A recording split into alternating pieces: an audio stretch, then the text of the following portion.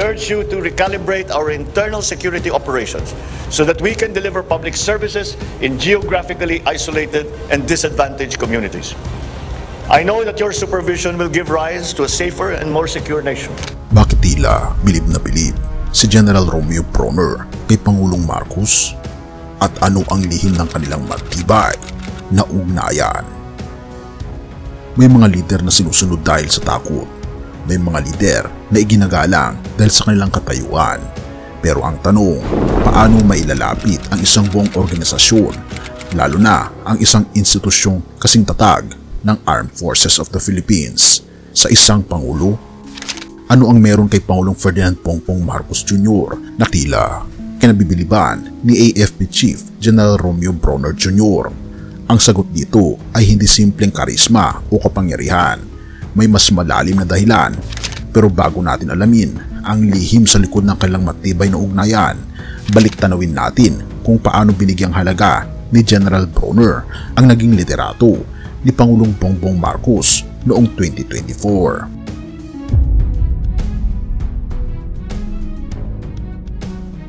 Ayon kay General Brawner, ang 2024 ay naging isang taon ng pagsubok at tagumpay para sa AFP.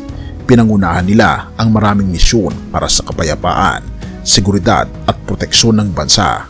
Ngunit, paano naging tulay ang liderato ni Pangulong Marcos sa lahat ng ito? Dito nagiging malinaw ang papel ni Pangulong Bongbong Marcos. Hindi siya basta lider na nag-utos lamang. Siya'y naging tagapagsulong ng idea na ang AFP ay dapat manatiling tapat hindi sa kanya kundi sa bansa. Sa gitna ng mga intriga, lalo na ang isyong di umano'y sinisiraan ng mga dating militar, ang dating Pangulong Bongbong Marcos Jr. sa harapan ng mga ilang leaders, maging sa media at mga Pilipino, nananatiling buo ang respeto ng AFP kay Pangulong Marcos. Bakit? Dahil hindi kailanman inuna ni Pangulong Bongbong Marcos ang sarili sa usaping katapatan, kahit na siya ay sinisiraan ng dating administrasyon.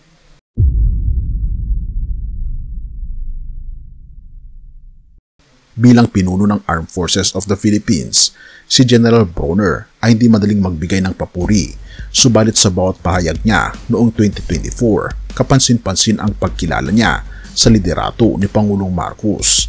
Anya, ang kanilang tagumpay ay nag-ugat sa isang malinaw na direksyon mula sa pamahalaan, protektahan ang sambayan ng Pilipino, hindi ang interes ng iilan. Isa sa mga bagay na lubos na hinahangaan ni General Brawner ay ang pagiging simple ngunit malalim ng mga paninindigan ni Pangulong Bongbong Marcos. Sa isang pagkakataon, maraming sinabi si Pangulong Marcos, ang tapat na sundalo ay hindi kailanman alipin ng sinumang lider. Ang tapat na sundalo ay tagapagtanggol ng Pilipino.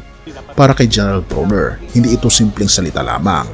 Ito'y naging gabay ng AFP upang manatiling tapat at profesional sa kabila ng intriga at hamon.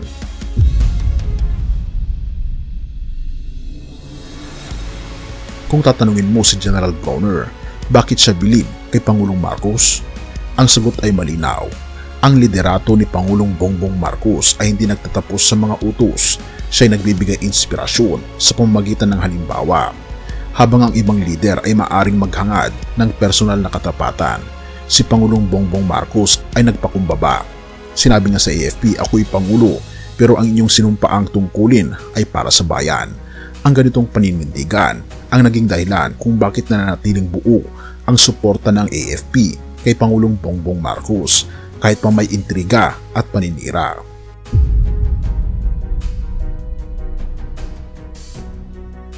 Ang kanyang New Year's message, sinabi ni General Brawner na ang 2024 ay isang taon ng lakas, pagkakaisa at tagumpay para sa Armed Forces of the Philippines.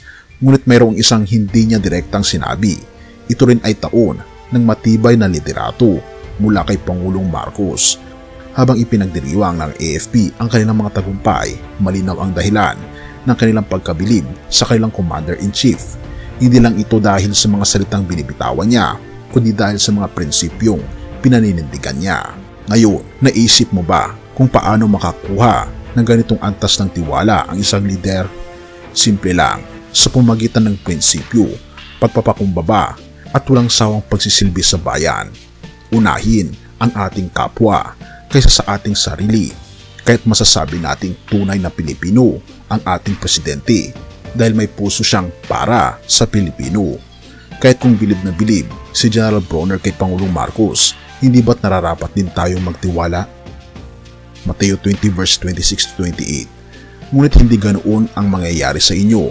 Ang sinumang nais maging dakila sa inyo ay dapat maging lingkod ninyo, at ang sinumang nais maging una ay dapat maging alipin ng lahat, sapagkat ang anak ng tao ay naparito hindi upang paglingkuran, kundi upang maglingkod at ibigay ang kanyang buhay bilang pantubo sa marami.